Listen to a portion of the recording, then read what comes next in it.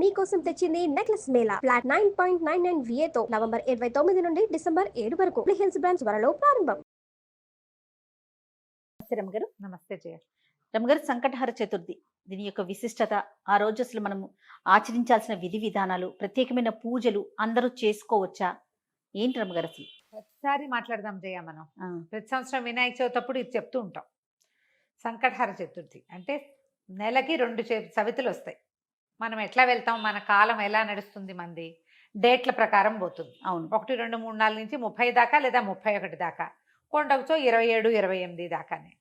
అంతే అంతే. అయితే మన హిందూ దీని ప్రకారం, భారతీయ పాత విధానం ప్రకారం చాంద్రమానం నడుస్తుంది. ఈ చాంద్రమానం అంటే చంద్రుడి యొక్క కదలికలతో మన డే మారుతుందన్నమాట. తిథులు అంటాం వాటిని మనం. 28 ఇవి ఎట్లా పోతాయి? 28 కాదు, పోనీ 29, 30 చేసుకుందాం దాన్ని. పాడ్యమి నుంచి మొదలు పెట్టుకుని పౌర్ణమి దాకా 15. ఓకే. అక్కడి నుంచి 16వ రోజు నుంచి మళ్ళీ పాడ్యమి నుంచి మొదలు పెట్టుకుని అమావాస్య దాకా. ఓకే. ఇట్లా మన తిథులు నడుస్తూ ఉంటాయి. ఇందులో ప్రతి నెల 2 పాడ్యములు రావాలి, 2 విధియలు, 2 తదియలు, 2 చవితులు, 2 పంచములు, 2 షష్ఠులు, 2 సప్తములు, అన్ని 2 రావాలి. 2 రానివి ఏమిటి? ఒకటి పౌర్ణమి, రెండోది అమావాస్య. అవి మాత్రం సింగిల్ డేట్స్. చతుర్దశులు, త్రయోదశులు, దశములు, ఏకాదశులు అన్ని 2 రావాల్సింది. ఏకాదశి నియమం మనకి సాధారణంగా ఉంటుంది. ఎట్లా? శుక్ల ఏకాదశి, బహుళ ఏకాదశి. ఏకాదశి నాడు ఉపవాసం ఉండటం, ద్వాదశి నాడు ద్వాదశ పారణ చేయటం మన తాలూకు హిందూ సంప్రదాయం. అలాగే హిందూ సంప్రదాయం ప్రకారం నెలలో వచ్చే 2 చవితులని మనం వినాయక ఆరాధన చేయవచ్చు. ఓకే. ఈ చవితి ఆరాధన మనం ప్రత్యేకంగా ఎప్పుడు చేస్తాము? వినాయక చవితి చేసుకుంటాం. ఒక శుక్ల చవితి సంవత్సరంలో ఒక్కసారి వినాయక శుద్ధ చవితి నాడు, అది మన భాద్రపద శుద్ధ చవితి నాడు వినాయక వ్రతకల్పం చేసుకుంటాం. వినాయకుడి పుట్టినరోజని, ఆ రోజునే ఆయనకి గణాధిపత్యం లభించిందని, వాళ్ళు ఆయన్ని పూజిస్తే అన్ని విఘ్నాలు తొలగిపోతాయని గణాధ్యక్షుడని ఆయన్ని కొలుచుకుంటాం. అలాగే ప్రతి నెల వచ్చేటువంటి కృష్ణ చవితి నాడు, బహుళ చవితి నాడు వినాయక ఆరాధన చేస్తే సమస్త విఘ్నాలు తొలగిపోతాయి అనేది ఒక ప్రత్యేకమైన నియమంగా చెప్తారు. ఓకే. ఈ నియమాన్ని మనకంటే ఎక్కువగా తమిళులు పాటించేవారు. వాళ్ళు ఎక్కువ పాటిస్తారు. మనకి జాతకంలో కేతు ప్రభావం ఎక్కువగా ఉన్నా, ఏ పనైనా మొదలుపెట్టి ఎప్పటికీ అవ్వకపోతున్నా, పిల్లలు చదువుల్లో వెనకపడుతున్నారనిపించిన, దీనికి మన ఇంట్లో ఉండాలి వ్రతము నియమము ఏం లేదు. పెద్దవాళ్ళు చెప్పిందే చెయ్యాలి, మన ఇంట్లో లేకపోతే చేయకూడదు అలాంటిది ఉండదు. సార్వజనీయమైన వ్యవహారం, ఎవరైనా చేసుకోవచ్చు. మనమే ప్రాబ్లమ్స్లో ఇరుక్కుంటున్నాం. ఏ పనైనా మొదలు పెడితే అవటం లేదు, అన్ని అడ్డంకులే దానికి. ఓకే. వ్యాపారాలకి, చదువులకి, ఇంట్లో ఏదైనా వస్తువులు తరచుగా పాడైపోవటం, ఇది కూడా జ్ఞాపకం పెట్టుకోండి.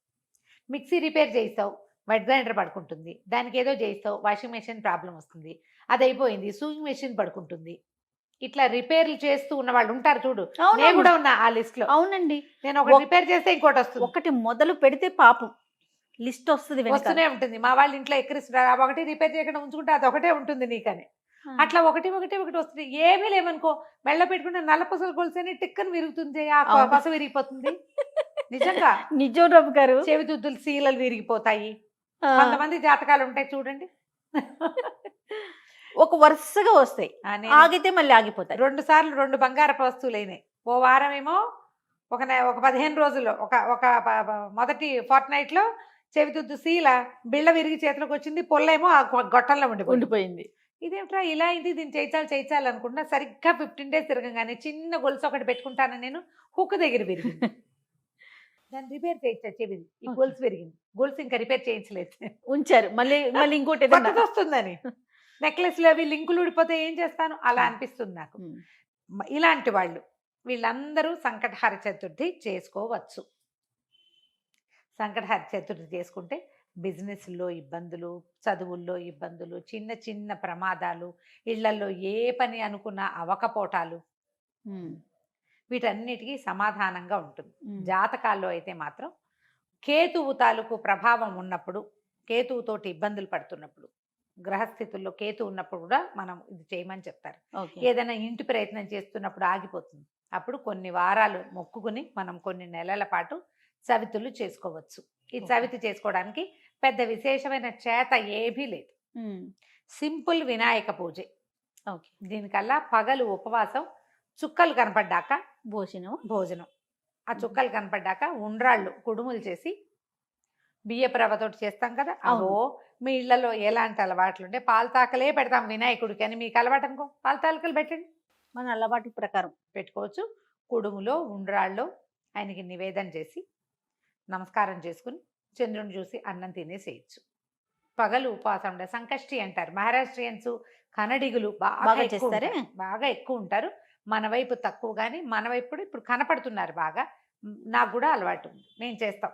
అంటే కమ్యూనిటీ వైజ్ గా చేస్తారా రమ్మగారు? అలా అట్లా ఏం ఉందా? ఉండదమ్మా, అలా ఏం ఉండదు. ఎవరైనా ఇది ఓ చేసుకుంటారు. పెద్ద పూజ హడావిడి ఏం లేదు కదా, అది ఏకాదశిలానే, ఏకాదశి లాగానే. కాకపోతే మనం వినాయకుడికి కొలుస్తాం. ఇది ఇప్పుడు. సంకటహార చతుర్థి. మనకి కష్టాలు ఇబ్బందులు ఉన్నప్పుడు రుణ విమోచన గణపతి స్తోత్రం అని ఒక ప్రత్యేక స్తోత్రం ఉంది.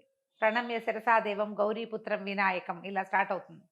ఆ స్తోత్రం చదువుకోవచ్చు. అబ్బే అవేవి రావండి. సుముఖశ్రీగదంతస్య కపిలో గజకర్ణికః మనకు వచ్చు కదా, అంతే. ద్వాదశ నామాలు, అవి చదువుకోండి. వినాయకుడికి కొంచెం గరిక వాకిట్లో ఎక్కడైనా పెరళ్ళల్లో ఉన్న బాల్కనీ కుండీల్లో ఉంటే గరికని పెక్కండా ఉంచుతా నేను. అవి వినాయకుడికి పెట్టుకోవచ్చు అని చెప్పి, బుధవారం నాడు పెట్టచ్చులే అని. ఆ 2 గరిక పోచలు వినాయకుడికి సమర్పించడం, ఉండ్రాళ్ళు సమర్పించి నమస్కారం చేసుకోండి. ఇది చాలా మంచిది. మరి పసుపుతోటి వినాయకుడిని చెయ్యాలి అదేదో సిద్ధాంతంగా చెయ్యొద్దమ్మా. ఎంత సింపుల్గా అయినా చేసుకోవచ్చు. సాయంకాలం సమీపంలో ఉన్న ఏ దేవాలయంలోనే గణపతి చతుర్థులు చేస్తారు.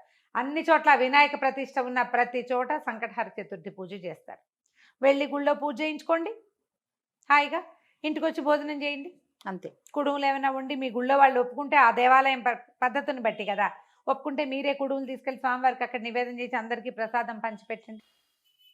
వినాయకుడికి వచ్చిన బెల్లం ముక్క నివేదన పెట్టడం ఒక అలవాటుగా చేసుకోండి. మనకి ఇలాంటి సమస్యలు ఉంటే కనుక తప్పకుండా కొంచెం బెల్లం నివేదన పెట్టడం, వినాయకుడి కోసం ఒక దీపారాధన చేయటం, దీపం పెట్టుకోవటం, దీపం పెట్టగానే వినాయకుడికి సంబంధించిన శ్లోకం చదువుకోవటం, ఓ బెల్లం ముక్క ఖచ్చితంగా, నువ్వు పళ్ళు పెట్టు పాలు పెట్టు అవి ఏమైనా పెట్టుకో, వినాయకుడికి బెల్లం ముక్క పెట్టాలి. ఇలా నివేదన పెడితే మనకి చాలా సమస్యలు తీరుతాయి. ఇప్పుడు నవంబర్ 1 వచ్చినట్టుంది, అవునండి, అంతేనా? అవును. ఆ ప్రతి నెల చూసుకోండి, క్యాలెండర్లో ఉంటుంది. మీరు ఈజీ మెథడ్ ఏంటి, క్యాలెండర్లో నోట్ చేసి పెట్టుకోండి. ఇందులో మళ్ళీ ఒక స్పెషల్ ఉంది. మంగళవారాలు గనక ఈ చతుర్థి వస్తే చాలా విశేషం. అంగారక చతుర్థి అంటారు దాన్ని. అది చాలా విశేషమైంది. అది ఎక్కువ సమస్యలు తీరుస్తుంది, ఇంకా ప్రాబ్లమ్స్ తీరుస్తుంది. దీనివల్ల బ్రహ్మాండం బద్దలైపోయి వారికి ఏదో వస్తుందని కాదు, కొన్ని జాతకపరమైన సమస్యలు తీరుతాయి. ఏ పనులు కానప్పుడు మనకు ఒక శాంతిగా ఉంటుంది. మనం ఈ పని చికాకు చేస్తే తగ్గినా చాలు కదా చాలు. అమ్మగారు, చికాకు ఏదో తగ్గినా వచ్చి మీద పడక్కర్లేదు. జస్ట్ మనకు ఉన్న ఆ చికాకు, ఆ బాధ, మనసు శాంతిగా ఉంటే అదే చాలు. అదే చాలు, అంతకంటే ఆటోమేటిక్ గా సమస్యలు పరిష్కారం అవుతాయి. అవును, అలా చేసుకోవచ్చు. మంగళవారం చతుర్థి వచ్చిందనుకో ఇంకా కంఫర్టబుల్గా ఉంటుంది. ఒక 40 చేయొచ్చు, ఇవి 40 చేయొచ్చు, 21 చేయొచ్చు, 5 నేను 7 లెక్క పెట్టుకుని కూడా చేస్తా.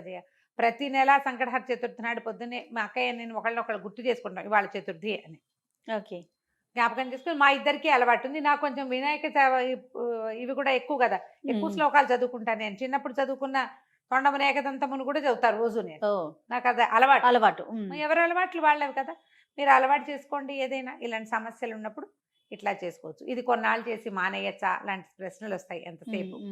కొన్ని వారాలు నియమంగా పెట్టుకోండి, కొన్ని నెలలు, ప్రతి నెల సంకటహర చతుర్థి చేయాలి. 2 సార్లు సంవత్సరం 2 సార్లు వస్తుంది కదా, మీరు కృష్ణ చతుర్థి మామూలు చతుర్థి కూడా చేసుకోవచ్చు. లేదా నేను సంకష్టే చేస్తాను అంటే కనుక సంకష్టులు మాత్రమే చేసుకోవచ్చు, సంకటహర చతుర్థి మాత్రమే చేసుకోవచ్చు. ప్రతి నెల చేస్తే ఇప్పుడు సంవత్సరం చేద్దామని మొక్కున్నాం అనుకోండి, 12 అవుతాయి. ఒకవేళ మధ్యలో ఒక నెల పీరియడ్ వచ్చింది, ఆడవాళ్ళకి సమస్యలు వస్తాయి, ఇంకోసారి మళ్ళీ మొదలు పెట్టక్కర్లేదమ్మా, కంటిన్యూ చేసుకోవచ్చు. దీనికి మీరు ఈజీ మెథడ్ ఏంటంటే, ఇప్పుడు స్మార్ట్ ఫోన్లు వచ్చినాయి కాబట్టి స్మార్ట్ ఫోన్లో చూసుకుని పెట్టుకోండి డేట్లు. నేనైతే క్యాలెండర్లో రౌండ్ ఆఫ్ చేసి పెట్టుకుంటా ఇవాళ చతుర్థి అని. వాళ్ళు కూడా ఎర్ర వినాయకుడు బొమ్మ వేస్తుంటారు, అక్కడ వినాయకుడు బొమ్మ కనపడుతుంది, టీటీడీ వాళ్ళ దాంట్లో కనిపిస్తూ ఉంటుంది. సో గుర్తుపెట్టుకుని ఆ రోజున మీరు చేయవలసింది ఏంటి, వినాయకుడికి సంబంధించిన స్తోత్రం చదువుకోవటం, గరిక 2 గరిక పోచలు తెచ్చి వినాయకుడికి సమర్పించడం, కొంచెం కుడుములో ఏవైనా నివేదన చేయటం, పగలు ఉపవసించి చంద్రుడు కనపడ్డాక దండం పెట్టుకుని భోజనం చేయటం చేసి చూడండి. మీకు చాలా ఇబ్బందులు తొలుగుతాయి. పెద్ద విశేషంగా ఏదో మాత్రం కాదు, మంచిది. మీకు ప్రధానమైనది ఏంటంటే ఇబ్బందులు తొలుగుతున్నట్టు కనపడుతుంది కనీసం. అది రైట్ అమ్మగారు. నమస్తే. నమస్తే.